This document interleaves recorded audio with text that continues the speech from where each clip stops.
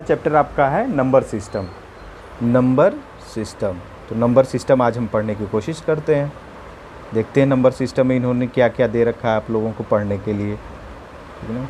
तो इसमें number system में क्या क्या आएगा, सारे नंबर्स के बारे में पढ़ेंगे कि नंबर्स क्या हैं, है ना। कौन कौन से नंबर को किस ग्रुप में हम रख सकते हैं, नेचुरल नंबर कौन से होते हैं, होल नंबर कौन से होते हैं, इंटीजर्स कौन से होते हैं, और रेशनल नंबर क्या है, इरेशनल नंबर क्या है। तो आइए हम देखते हैं उसी को। पहले आप क्लासेस में देखे होंगे ना कि नंबर लाइन दी रहती थी, आप नंबर लाइन देखते रहे होंगे। तो ये बीच में 0 होता था और ये सारे positive number 1 2 3 4 and so on carry on. और इधर जब हम आते थे लेफ्ट हैंड साइड तो वही चीज़ माइनस में चलती थी, -1 -2 -3 -4, ये हो गया नंबर, ठीक ना। तो अब सपोज़ है ना, कोई बच्चा इस तरफ मूवमेंट करता है, किधर मूवमेंट करता है, राइट हैंड साइड, है ना। वो शुरू करता है कलेक्शन नंबर का।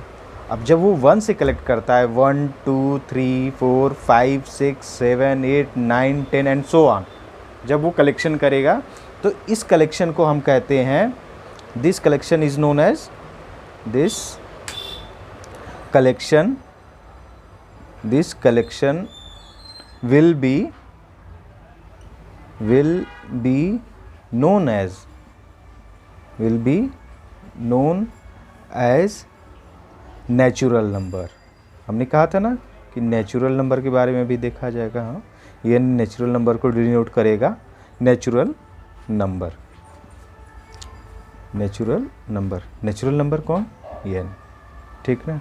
फिर सपोज़ अंकिता है, अंकिता कलेक्शन शुरू करती है 1 से लेके पॉजिटिव डायरेक्शन में राइट हैंड साइड मूव करने लगती है।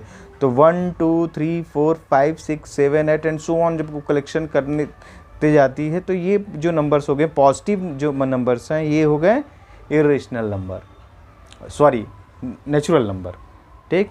फिर जब अंकिता क्या करती है, अपने बैग में इस 0 को भी उठा के डाल लेती है, ये पॉजिटिव नंबर के साथ, है ना।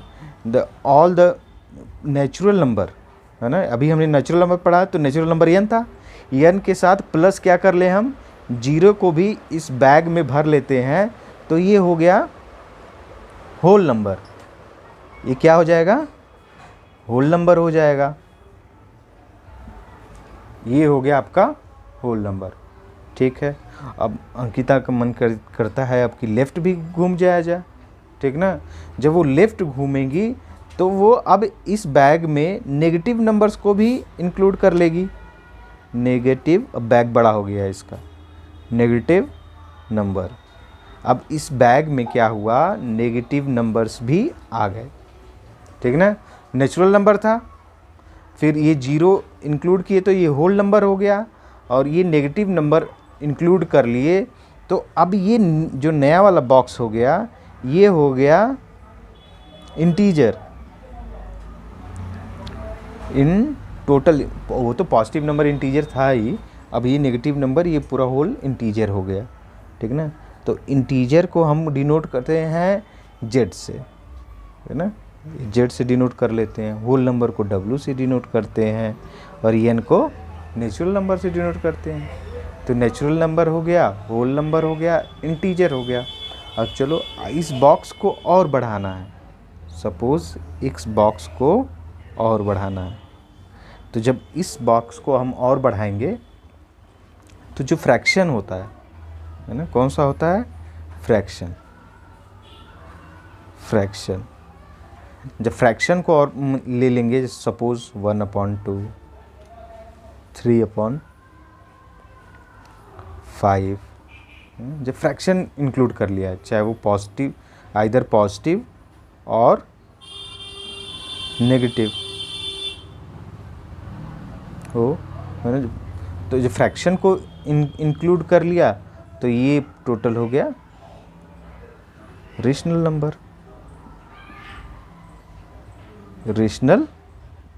नंबर। Rational number. और रेशनल नंबर को हम किस वर्ड से डिनोट करते हैं, किस लेटर से, क्यू से। इसको क्यू से डिनोट करेंगे। तो अब ये हो गया रेशनल नंबर। तो रेशनल, एक्चुअली रेशनल का मतलब होता है रेशियो, है ना। रेशियो क्या होता है, रेशियो होता है। किसका रेशियो, पी बाई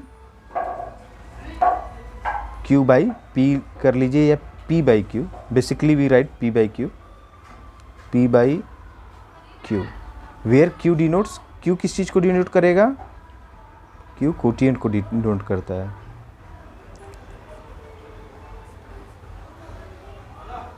कोटिएंट को डिनोट करेगा। अब कोई भी नंबर रेशनल नंबर कब होता है ना। अगर रेशनल नंबर है, आर सपोज रेशनल नंबर है, तो जब इसको हम किस फॉर्म में लिखेंगे, पी बाई क्यू के फॉर्म में है, तो वो रेशनल नंबर है। ठीक ना। क्वेश्चन ये उठता है कि क्यू जो है वो 0 के बराबर नहीं होना चाहिए। Q should not be equal to 0, Q shouldn't be equal to 0। 0 क्यों नहीं होना चाहिए, क्योंकि सपोज ये 1/0 है, पर 1 से 0 को आप डिवाइड करेंगे तो आंसर आ जाएगा इन्फिनिटी।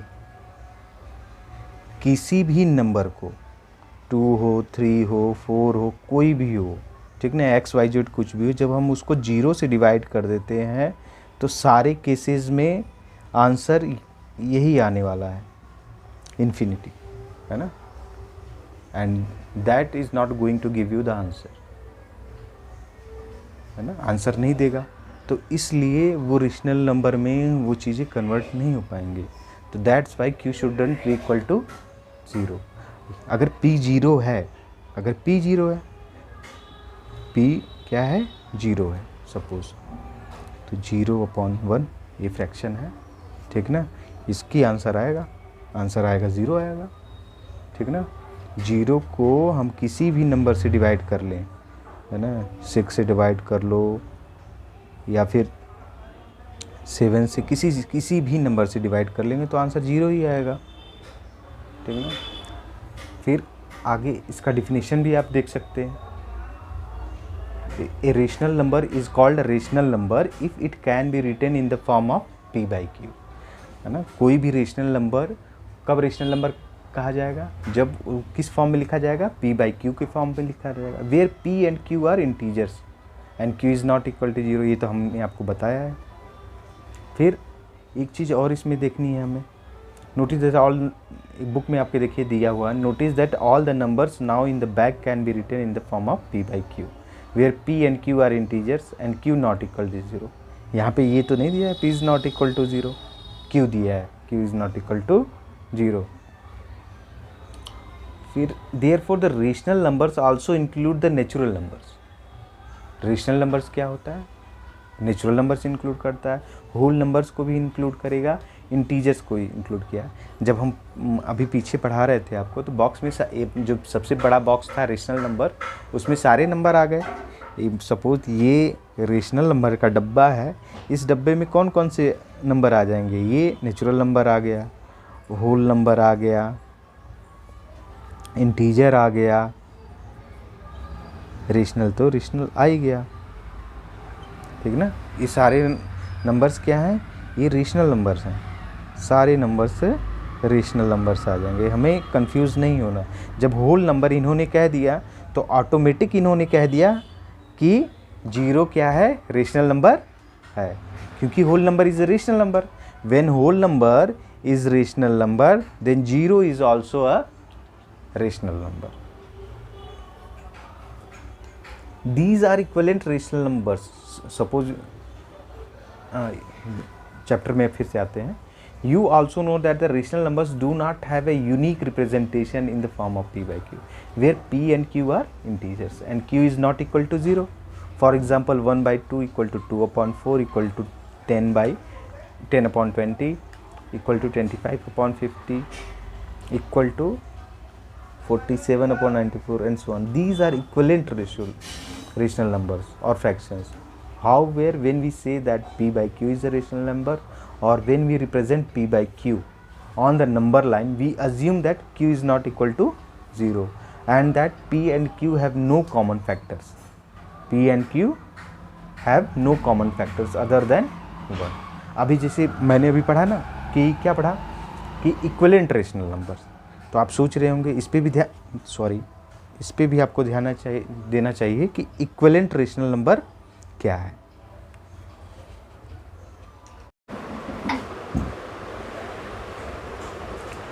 अभी हमने चैप्टर में जब देख रहे थे तो हमने एक वर्ड देखा equivalent rational number. Equivalent rational number अभी आपने देखा ना अपनी बुक में, तो इक्विवेलेंट रेशनल नंबर क्या होता है? इक्विवेलेंट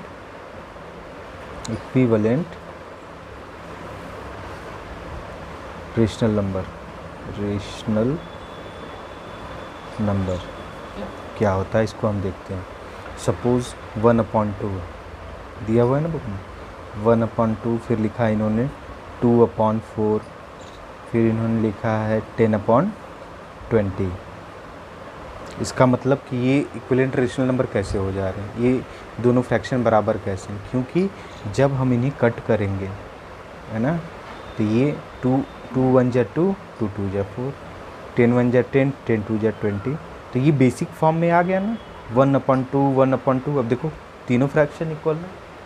अब इसी सपोज़ कोई कह देता है कि 1/2 आगे क्लासेस में आप हो सकता है एक्सरसाइज में दिया हो, नहीं तो हो सकता है आगे क्लासेस में पढ़ें। अब मान लीजिए इसी का कोई रेशियो दिया है और उसका कह रहा है इक्विवेलेंट रेशनल नंबर निकालने को। कोई भी रेशनल नंबर दिया हुआ है, उसका आपको कह दिया कि इसका इक्विवेलेंट रेशनल नंबर निकाल दीजिए, तो अब आप क्या कर, सिंपल सी चीज़ है ना, इंटू 2/2 कर दीजिए। 1/2 इंटू 3/3 कर दिए हम, 1/2 इंटू 4/4 कर दिए। तो हम जितना नंबर वो निकालने को कहेगा उतना हम निकाल के उसको दे देंगे, और वो जितना नंबर देने के लिए हमें कहेंगे हम उतना नंबर उनसे ले लेंगे। सही रहेगा ना?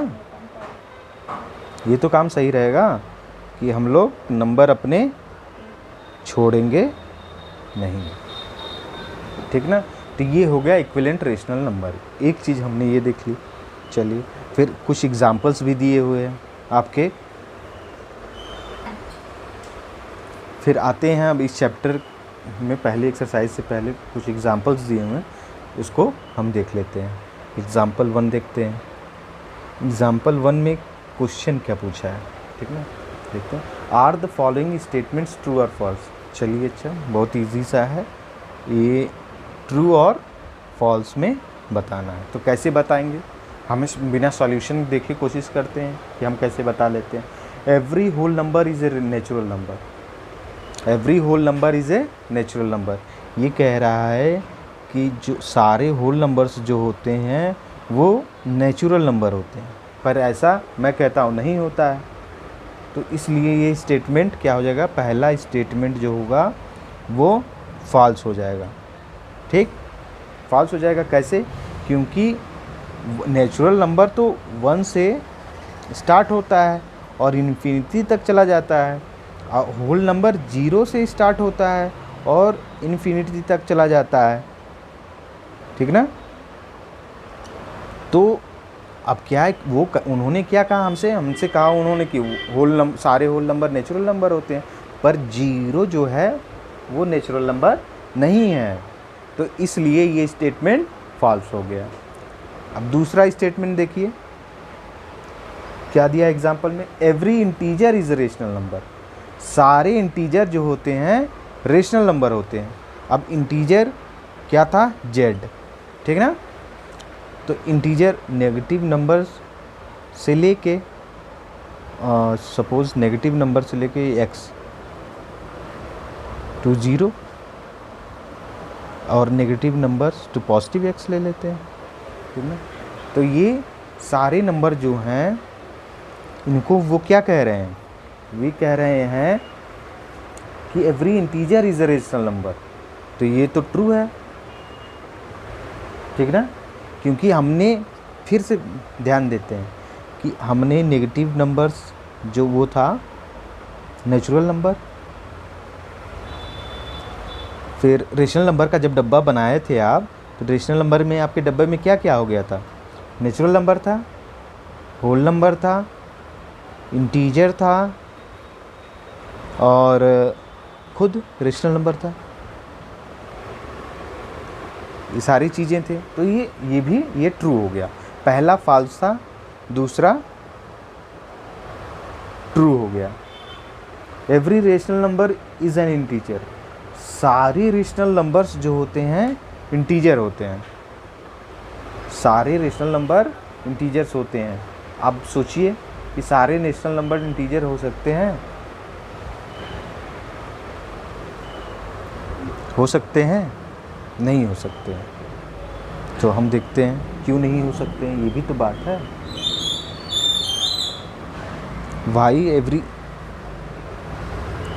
थर्ड। तो फिर ये एग्जाम्पल 1 का जो थर्ड वाला है क्या कह रहा है? Every rational number is an integer.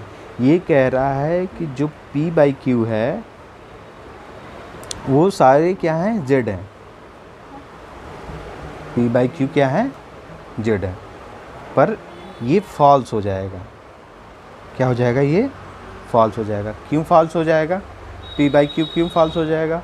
क्योंकि अब सपोज़ ये आपके एग्जाम्पल में दिया होगा सॉल्व करके, ये 3/5 देख लेते हैं या 4/5 देख लें, तो ये तो डिवाइड होकर डेसिमल फॉर्म में आ जाएगा, है ना। आंसर इसका क्या आ जाएगा? 0.6 आ जाएगा, 0.8 आ जाएगा। तो ये डेसिमल फॉर्म में चेंज हो गया, रेशनल फॉर्म में नहीं रह जाएगा।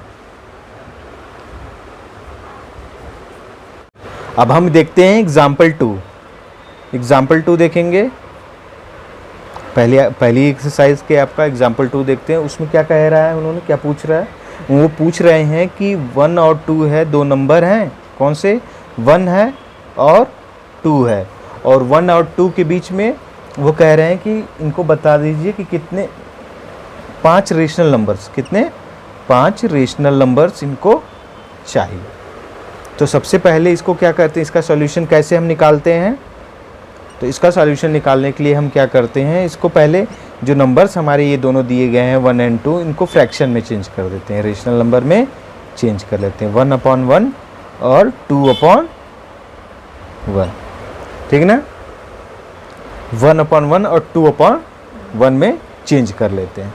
तो यहाँ पे कितने नंबर्स निकालने के लिए ये कह रहे हैं कि 5 रेशनल नंबर्स। तो ये नंबर है जो ये 5 है, 5 में हम प्लस करते हैं 1। ये हमेशा ऐसा ही करेंगे। अगर जो इस मेथड से, जो मेथड मैं बताने जा रहा हूँ आपको निकालने के लिए रेशनल नंबर, तो इसी मेथड को आप यूज़ करिएगा अगर आपको ये अच्छा लगे। नहीं तो दूसरा मेथड हम बता देंगे आपको। तो ये 5 + 1 हो गया 6। अब 6 से यहाँ पे ऊपर नीचे दोनों मल्टीप्लाई करना है हमें, इंटू 6/6। तो ये आ जाएगा आपका 6/6 और दूसरा आ जाएगा अपॉन 12/6। अब इन दोनों के बीच में ये जो फ्रैक्शंस हैं 6/6 और 12/6, ठीक। 6/6 है, 12/6 है, तो फिर इसमें आपका नंबर कौन सा और आ जाएगा? 7, 8, 9, 10, 11। अब इसको लगा लेते हैं upon 6 upon 6 upon 6 upon 6 upon 6। तो आ गया नंबर आपका कौन सा? 7/6, 8/6, 9/6, 10/6, 11/6। यानी कि 6/6 और 12/6 के बीच हमारे पास कितने रेशनल नंबर्स हैं? 1, 2, 3, 4, 5। और इन्होंने पूछा था 5। तो 5, ये जो जितने ये रेशनल नंबर्स हैं 1, 2, 3, 4, 5, ये पाँचों आपके रेशनल नंबर हो गए जो 1 और 2 के बीच में लाई करते हैं। चलो।